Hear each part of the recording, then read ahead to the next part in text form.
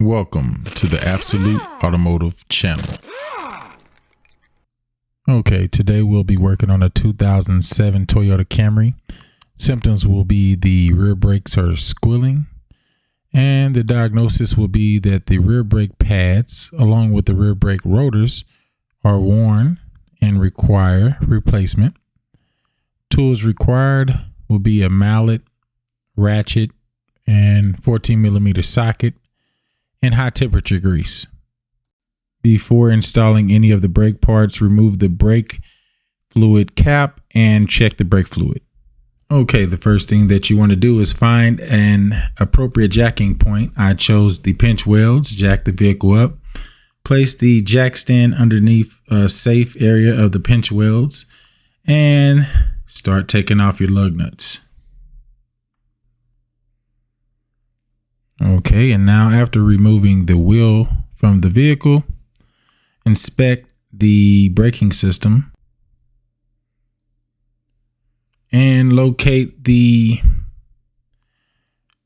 bolts that will be required to remove to do this job. Will be the size of 14mm sockets. So 14mm socket for the caliper and also the caliper assembly bolts.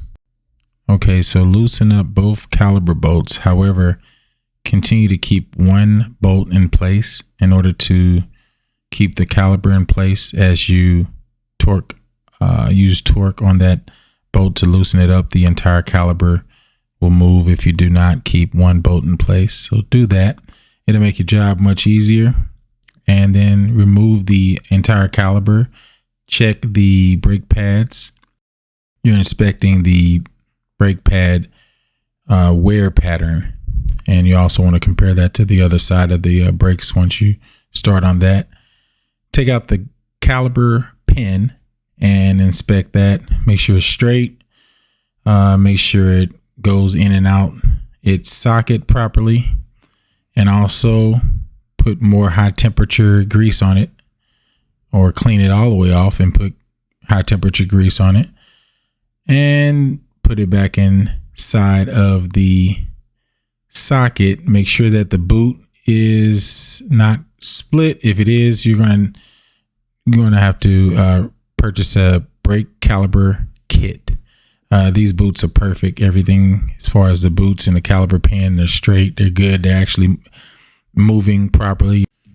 If your caliper pins are not moving properly, they're not engaging and disengaging properly, purchase a caliper kit with the caliper pins.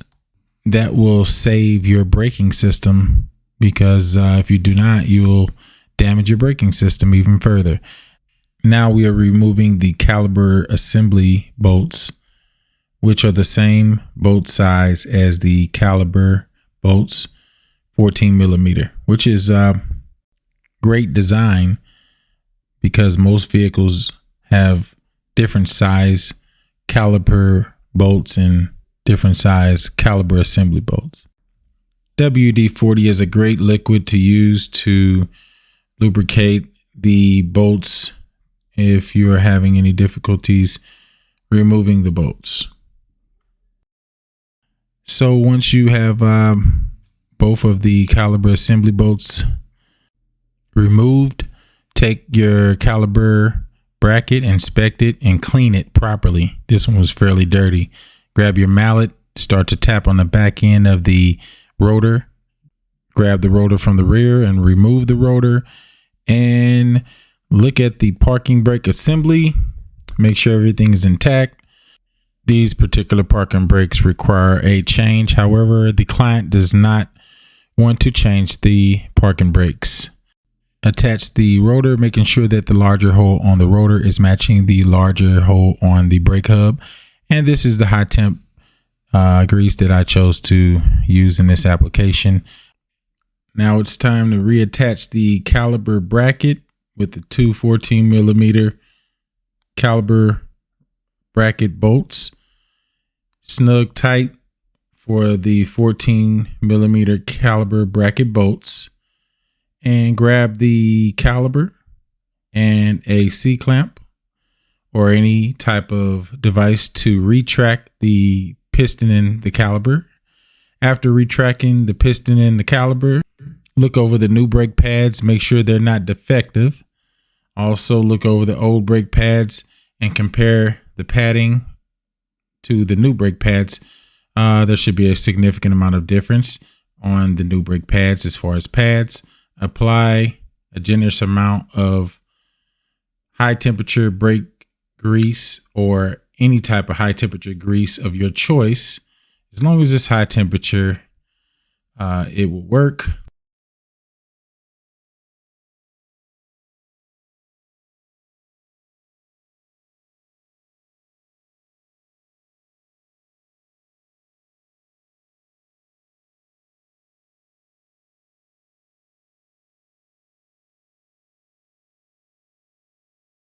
It is good practice to apply the high temperature grease to every mating surface between the caliber and the brake pads.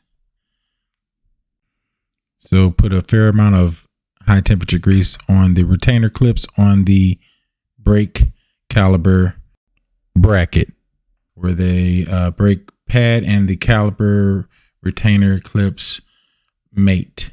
Very important. A lot of times squilling comes from the mating surface of brake pads. Sometimes squilling or maybe the retainer clips need to be adjusted or replaced in some cases. Now you can apply the brake caliper onto the brake caliber bracket, reinstalling the two 14mm brake caliber bracket bolts, and make sure that you snug tight the brake caliber bolts. Now, after you snug tight the caliper bolts, known as the pin bolts, you can now torque your bolts down. 25 foot-pounds for the caliper pin bolts and 77 foot-pounds for the caliber bracket bolts.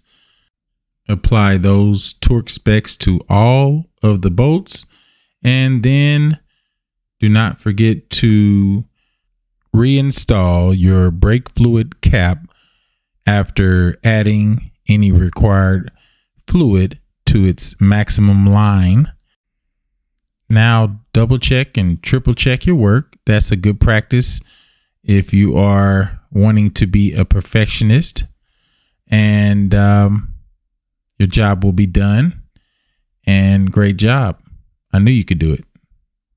I knew it. It was easy, wasn't it?